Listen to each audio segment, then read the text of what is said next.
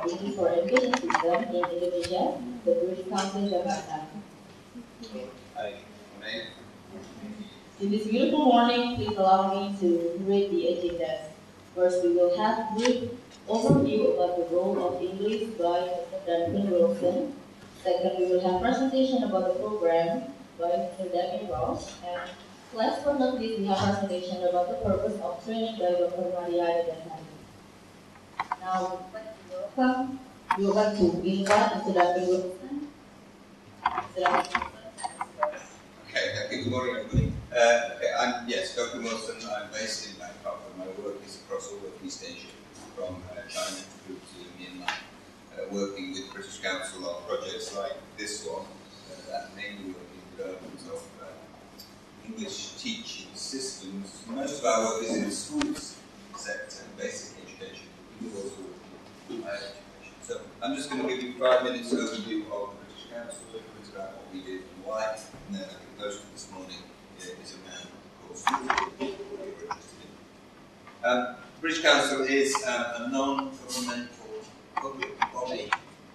We are aligned to the British government, but we are independent of the politics of government. So we are just like the BBC, the TV station, the BBC. It's a public body, but it has no political agenda.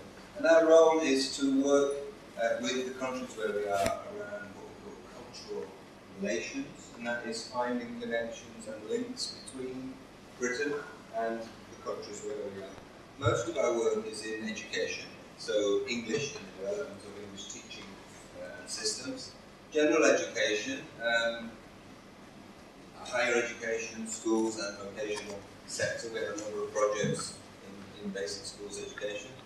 In society, this is things like justice, equality, empowerment, human rights, etc. We have a lot of projects in countries there.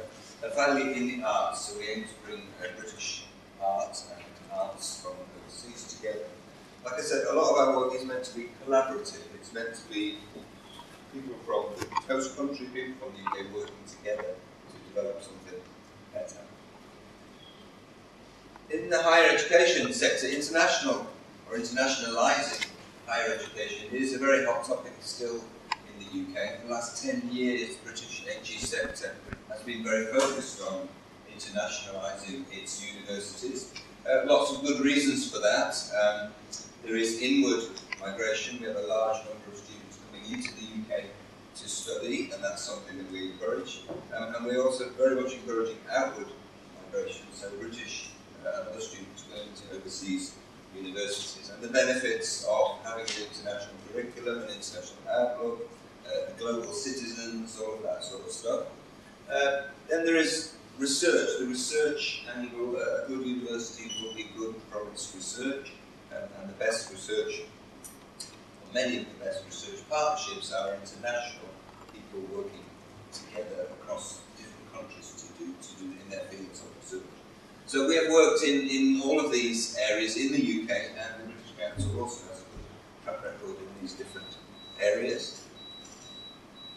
This slide is showing just the sort of the types of audience that we might have in the British Council. So they're saying what they need. So we work at policy level with ministries of education, looking at things like curriculum reform, that's assessment reform, and just looking at basically making links between ministries of education.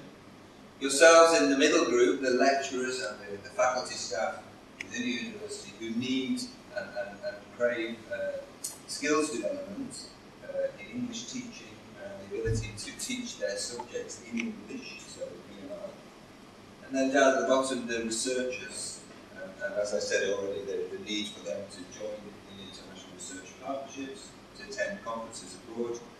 All of these skills are general skills, and there is an English focus to all of that. I'm very pleased to see that this university, I think, has a very strong already track record in developing an international agenda for itself, and is covering all of these areas.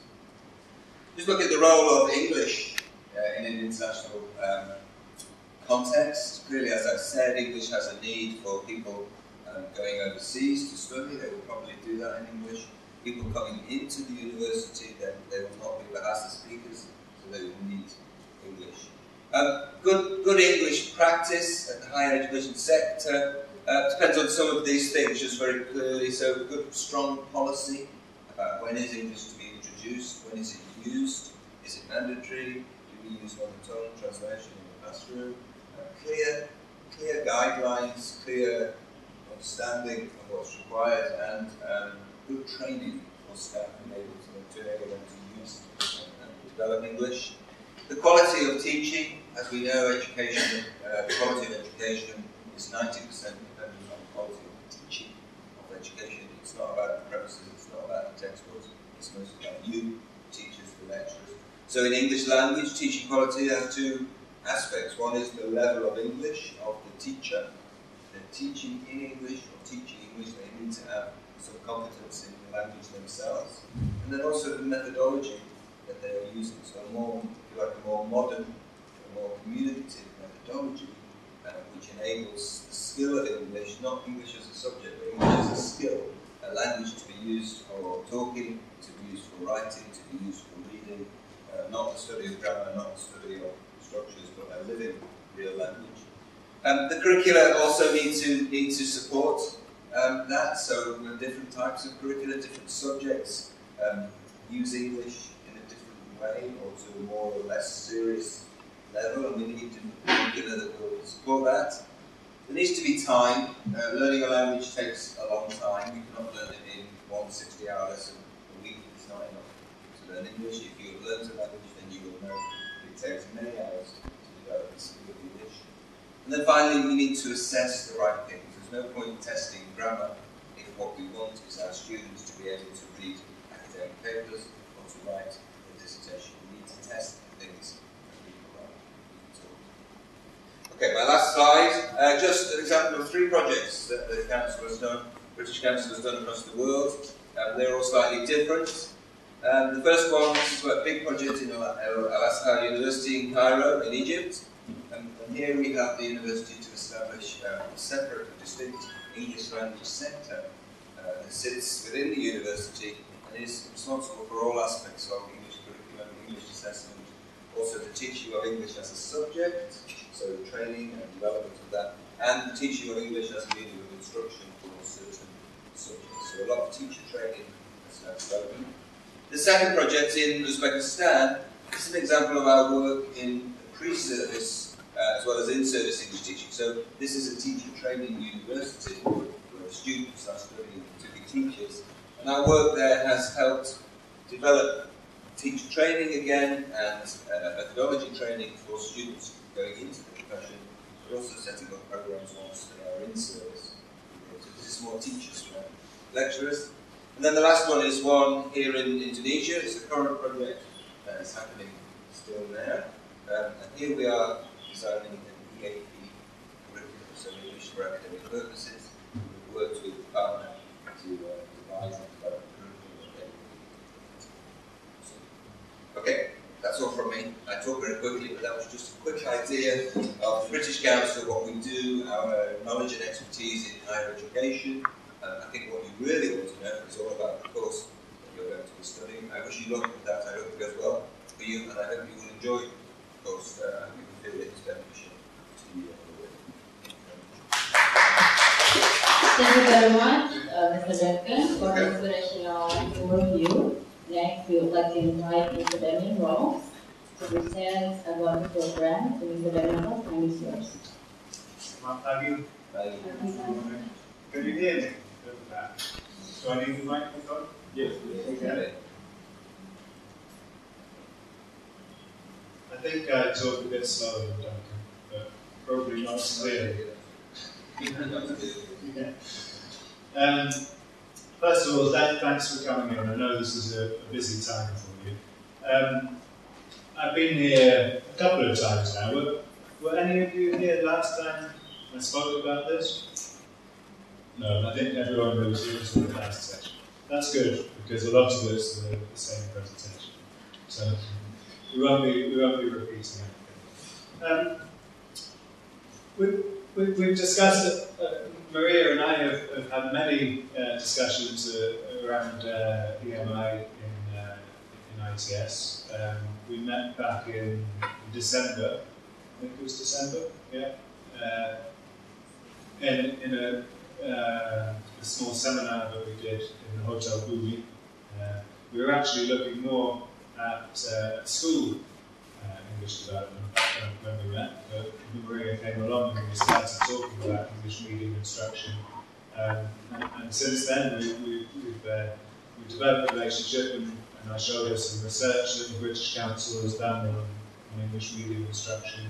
And Maria came to talk at a conference in Jakarta about EMI. And this is one of her slides from when she came to talk in Jakarta. The point of this slide is to show all of the different areas that need addressing to be successful in having an English medium instruction policy within your university. So the key point is that we need full institutional support from all of the stakeholders. We've got them nicely outlined in 4 quadrants there. We need clear policy, long-term approach, lots of monitoring, evaluation. We need good curriculum, materials, assessment. We need good English language levels, both in the students and in the teachers. If you look at what I put the box around in the top left-hand corner, you can see equip lecturers with the skills to run classes for English medium instruction. This is what we're focusing on for the course that we're looking at in August. Okay? Maria will give you a bit more details about the logistics of that later on.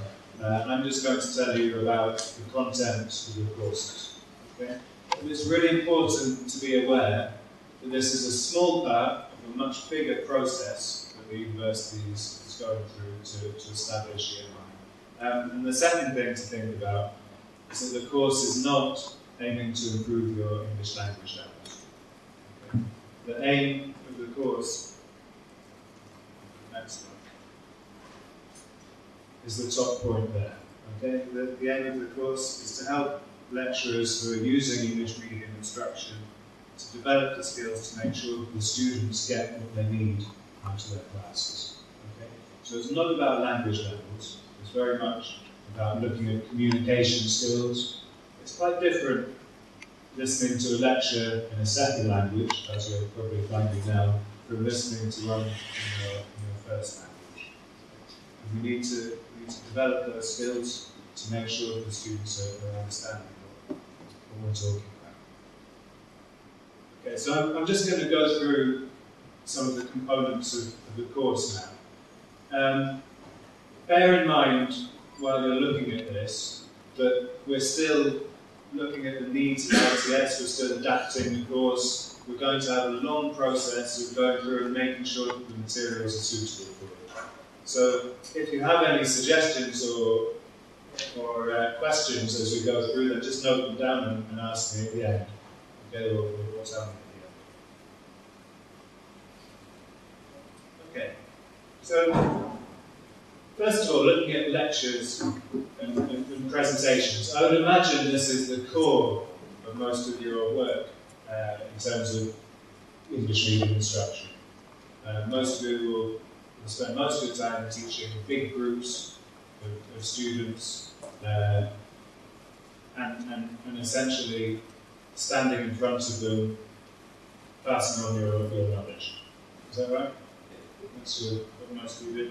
So this module here is to make that as clear as possible while you're doing it.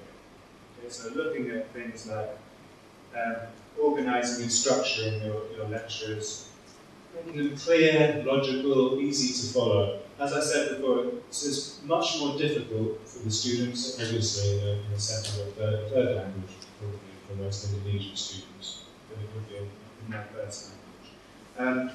We'll look at opening and closing lectures, look at signposting, making sure that each section has a clear conclusion and all of those kind of things.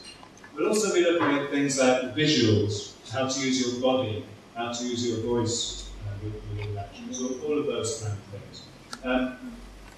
I've spoken to a few lecturers here before, and they told me that they haven't really had much training on doing this in Indonesia, a lot of these things. So I hope that this course will not just be useful for when you're teaching in English, but also will help you teaching in the class in India as well.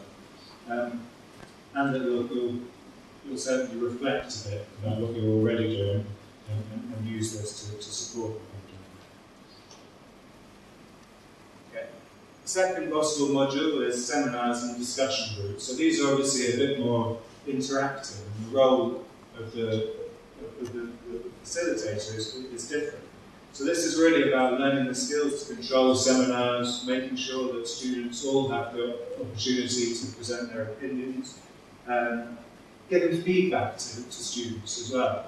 Very difficult in any language.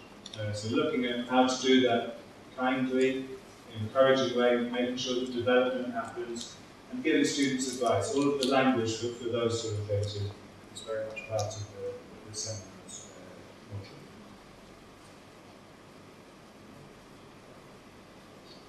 Okay, managing and planning small classes. We talked a little bit about international standards before. In most universities, in a lot of universities around the world, as well as the lectures, of course, you have small tutorial groups. This might not be something you do a lot of at the moment. It might be something you want to encourage more of. It might be something you don't have much time for. That's the impression I've had from a couple of people I've spoken to. Again, this module, we can make it shorter. We can get rid of it entirely if it's not appropriate. But some of the skills here, I think, will also be very relevant to other parts of the course. So again, it's looking at how to plan and stage smaller classes, classroom language, especially giving instructions, that kind of thing, making sure that the students understand what they're supposed to be doing at any particular stage in the class. I know that a lot of the work in ITS is very practical. So about working in laboratories, things like that. Giving instructions and so on is really, really important part of what we do. And here, again, looking at independent learning, helping students to think for themselves, helping them to express their own opinions. So in all of those three modules that we just looked at, with lots and lots of opportunity to practice, to look at the skills that you've done, to look at the language you've learned, and to put them into use during the course. It's going to be very, very interactive. We want you all to participate as much as possible. There'll be lots of, hopefully, anyone walking into the class will just see everyone talking at once. It's very noisy, lots of interaction. The final module might be a little bit quieter. Academic writing. This is an area that I guess some of you also would like to improve for yourselves. It's difficult writing English, whether you're a lecturer or a student. So this will support both your own writing and that of your students as well. And again, it's about being clear. It's about structuring things properly. It's about being coherent. It's about making sure you follow the conventions expected internationally when you're writing in English. It's about referring to the work of others, avoiding plagiarism, all of those kind of things. And as I said, it might be really useful for some of the lecturers as well who might need support with their own writing in English. So those are the four core modules of the course. Okay? It's run over 5 days, the English for Academics course. Those will be the first 4 days. Again, we can shift the balance according to needs as much as possible. I'm going to start off the process today with a meeting to look at overall the structure of the course. This will then be followed up before the actual training starts with 2 days where the trainers will come and go over the materials again that they've prepared in more detail. And then during the trainer part of the course, which I'll show you in a second, will be further refinement of the course.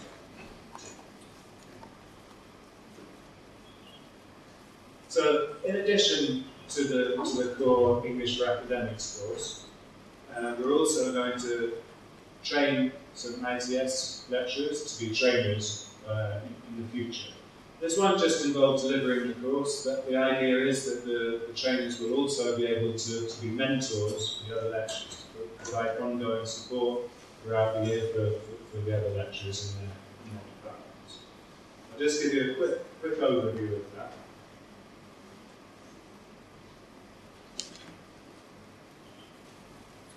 Okay, so they'll be looking at a lot of the skills that we associate generally with training. They're all down the left there, looking at materials evaluation, looking at the different roles that the trainer takes on, they'll be looking at the problems that you have when training, looking at presentation, all of those things. But the core of the trainer development course will be looking at the English for academic modules and making sure that they're suitable for you, for the lecturers.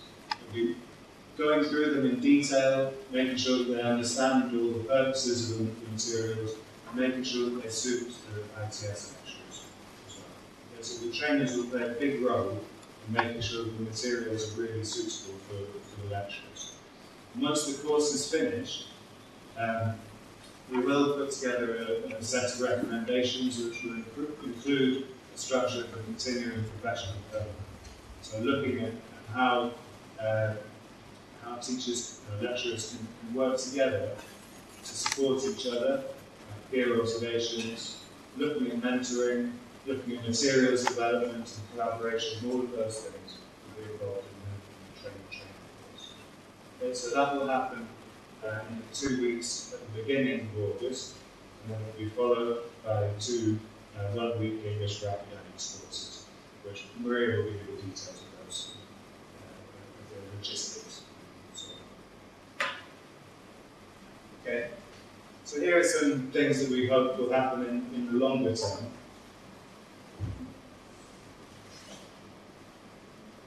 So the ITS trainers, we'll work together with them to make sure that it's structured. We hope that in the future the ITS trainers will be able to deliver English for academics themselves. They'll be able to do this completely independently eventually, but in the meantime we'll give them support along the way. As I said, we'll look at the lecturers, the trainers giving other lecturers support continually throughout the year. We'll also be looking at delivering further training, as I said. Importantly, we want to make sure that programs are monitored properly and evaluated, to make sure that if things are going wrong with implementation, that we correct them, make sure that we're identifying the best people to deliver and all of those kind of things. And eventually, we hope that ITS will become a leader in this and be able to offer training to other universities in Indonesia. We know that ITS is one of the leading universities in Indonesia, particularly in terms of internationalisation. A lot of universities follow the example of ITS, particularly in East Java. And we hope that in the future, the trainers who have been developed through these courses will be able to contribute to other universities as well in the future. Okay, so what we promise is to give you engaging, motivating, interactive sessions. As I said, we need you to bring a lot to the courses. If you look at the first one at the bottom there, but at the top what we're going to offer, the bottom 3 are what we hope you're going to offer. So we really need you to bring your content from your courses into the classrooms, your ideas, your problems, all of those things. We need to bring them into the classroom so we can discuss them, we can suggest solutions, we can talk about solutions with the other lecturers